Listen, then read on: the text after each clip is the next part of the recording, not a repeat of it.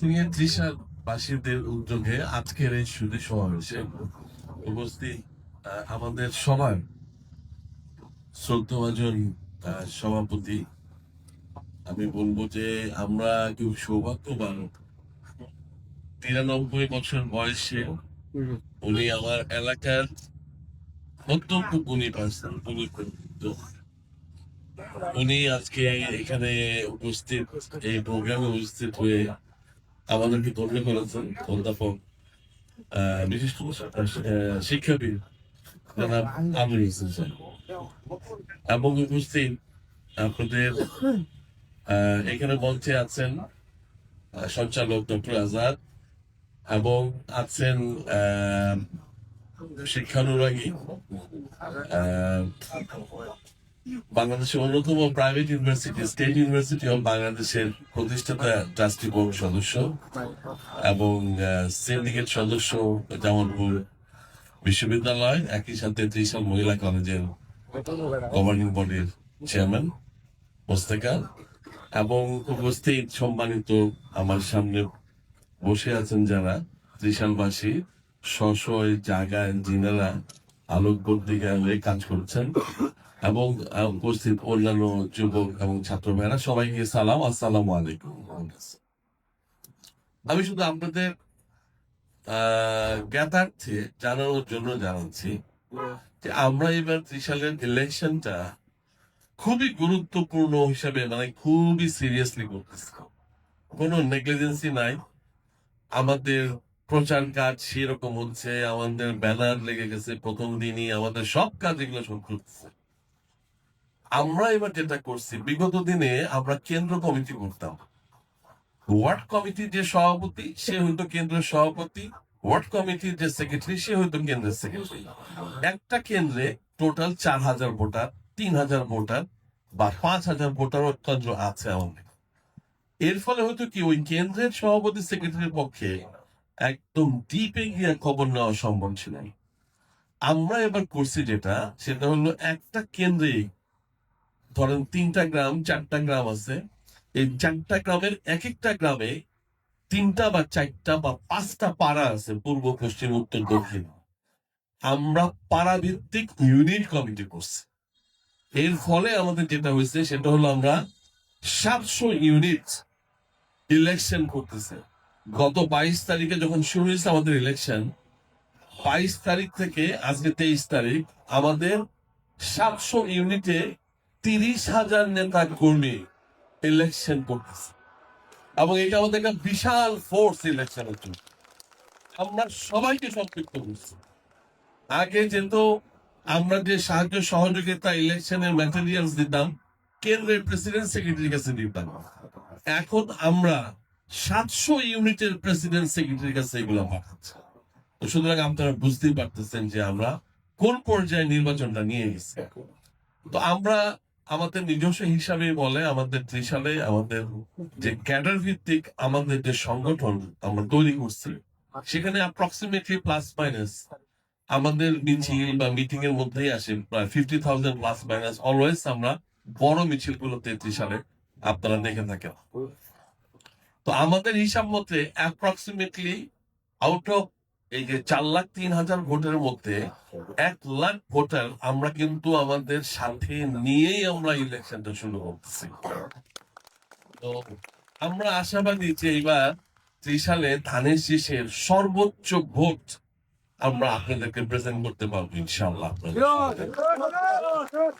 এই যে পরিস্থিতিটা, এই পরিস্থিতিতে ভবিষ্যতে আমাদের আগামী দিনের প্রধানমন্ত্রী তারেক রহমান সাহেবের যে থট, যে চিন্তা ভাবনা, আমি গত মার্চ মাসে, মানে গত বছর মার্চ মাসে লন্ডনে গিয়ে ওনার সাথে বসছিলাম অল্পক্ষণের জন্য 45 মিনিট। ওইটাই আমার জন্য অনেক বড় মিটিং, তখন অনেক সময় দিচ্ছিলেন উনি। উনি আমাকে আমার হেলথের ব্যাপারে উনি আমাকে যে আউটলাইনটা দিলেন, আমি নিজেও এটা অতটা বেশি জিভে ঢুকি নাই। উনি আমাকে বললেন আমাদের নেক্সট পলিসিতে আমরা ওয়ার্ড লেভেলে হেলথকে নিতে চাই। মিনিমাম আপনি আমাকে বলেন যে মিনিমাম কি কি দিয়ে আমি ওই সেন্টারটারে সাজাইলে পরে এই ওয়ার্ড লেভেলের যারা রোগী এরা উপজেলায় যাবে না।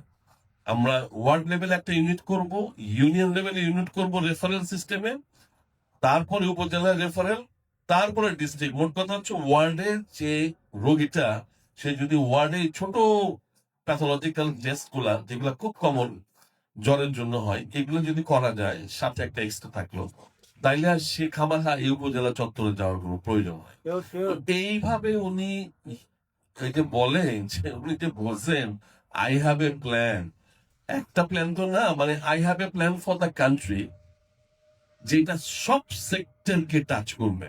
মানে ওনার সাথে যে যে মানুষ কথা বলতে গেছে সেক্টর ওয়াইজ, সবাই কিন্তু ওনার এই সেক্টর ওয়াইজ ওনার যে ডেপথ, গভীরতা, এটা সবাই অনুধাবন করে ফিরে আসছে আমার মতো। সেই জন্য আমি বলতেছি যে আগামী দিনের বাংলাদেশ কি হবে, এটা আমরা কেউ চিন্তাও করতে পারতেছি না, যে তারেক রহমান সাহেব কতটা নলেজেবল হয়ে আগামী দিনে ইনশাল্লাহ দেশ চালাবে প্রধানমন্ত্রী। তো যাই হোক, আমি আসলে অনেক কথা বলার ছিল। আমাদের ডক্টর আজাদ কয়েকটা কথা বলছে, আমি অ্যাবসলিউটলি একমত। একটা লাইব্রেরি একটা উপজেলার পর্যায়ে থাকা উচিত, একটা স্টেডিয়াম একটা উপজেলার পর্যায়ে থাকা উচিত। আমরা চিন্তা ভাবনা করতেছি, ইনশাল্লাহ। আমি মনে করি গঠনমূলক এবং ক্রিয়েটিভ কিছু কাজ আমি আমার লাইফে সবসময় করতে ভালোবাসি। ভবিষ্যতে ইনশাল্লাহ এই আশা নিয়েই আছে। আমরা যদি আল্লাহ তাআলার রহমতে সব ঠিকঠাক থাকে, আমরা যদি সময় এবং সুযোগ এবং ক্ষমতা সেরকম ভাবে পাই, আমরা আমাদের টোটাল জিনিসটাই মানুষের কল্যাণে গঠনমূলক কাজের জন্য ব্যয় করতে চেষ্টা করবো ইনশাআল্লাহ। আমি আজকে আপনাদের এই উপস্থিত সবাইকে আমার ব্যক্তিগত তরফ থেকে, ত্রিশালের সাধারণ জনসাধারণের মানুষ থেকে, আমি কিন্তু একটা জিনিসে বিশ্বাস করি স্ট্রংলি, সেটা হচ্ছে দেখেন আমরা কতজন পলিটিক্স করি, আউট অফ 4,03,000, আপনি যদি হিসাব করেন, আমরা 20% ধরেন অ্যাপ্রক্সিমেটলি আমাদের দলের লোক পলিটিক্স করে, আরেকটা দলের লোক হয়তো 20% পলিটিক্স করে, অন্যান্য দল সব মিলা হয়তো 10% লোক। 50% মানুষ যারা পলিটিক্স করে না, কিন্তু তাদের মতামতের অনেক দাম। আমি ওই সাধারণ মানুষগুলোর ব্যাপারে আমার ইন্টারেস্টটা সবচেয়ে বেশি, এবং এই জন্যই আমি দলের নেতাদেরকে বলছি যে দলের নেতাগিরি করবা ঠিক আছে, কিন্তু সাধারণ মানুষের স্বার্থ হানি করে অথবা সাধারণ মানুষকে টাচ করবে কোনো খারাপ কিছু, এরকম করলে আমি তোমাদের সাথে নাই। একদম পরিষ্কার বলা আছে, এবং আমি এই পলিসি ইমপ্লিমেন্টেশনে থাকবো ইনশাল্লাহ। আমাদের দল থেকে ত্রিশালে এখনো পর্যন্ত শান্তি অবস্থা বিরাজমান। ইনশাল্লাহ দল যদি ক্ষমতায় যায়, ত্রিশালের রাজনীতিবিদদের মধ্যে কোনো পরিবর্তন হবে না, সাধারণ মানুষই থাকে সাথে সাথে থেকে আমরা কাজ করার চেষ্টা করবো, এটি হচ্ছে আমাদের লক্ষ্য। তো আমি আজকে উপস্থিত সবাইকে ধৈর্য ধরে আমার বক্তব্য শোনার জন্য ধন্যবাদ জানিয়ে, যারা অর্গানাইজ করেছে নজরুল সহ সবাইকে আমি আমার ভিতর থেকে ধন্যবাদ জানিয়ে, এবং স্পেশালি ডক্টর আজাদ আজকে সেই চিটং থেকে সেই মিটিংটা কন্ডাক্ট করার জন্য চলে আসছে, আমি স্পেশাল থ্যাঙ্কস দিই তাকে। আমাদের সবার মুরব্বী, উনি এই 93 বছর বয়সে মিটিং এ উপস্থিত হয়েছেন, ওনাকে ধন্যবাদ দেই। আমি সবাইকে ধন্যবাদ দিয়ে আমি আমার বক্তব্য শেষ করতে, সবাইকে ধন্যবাদ। আসসালামু আলাইকুম।